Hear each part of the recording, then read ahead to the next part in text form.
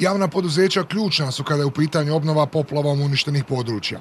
Tako će i BiH Pošta izdvojiti 300.000 maraka, ali se još uvijek ne zna kada će i gdje taj novac biti potrošen. Ministar Bijedić danas je bio pomalo ljut. Kaže, mediji ne objavljuju dobre vijesti i ne prepoznaju napore odgovornih. Postoji u ovoj zemlji lijepih vijesti, dobrih vijesti koje, nažalost, neki nedobronamjerni ne žele da objave. A dobre su vijesti da su BiH Pošta i Hrvatska pošta Mostar prvi put u posljednjih 12 godina poslovale pozitivno.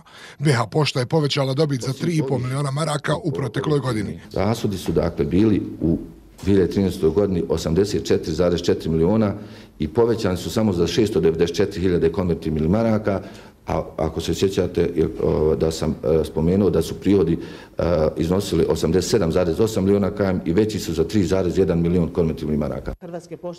Dobre vijesti ima i Sanja Sabljić, direktorica Hrvatskih pošta.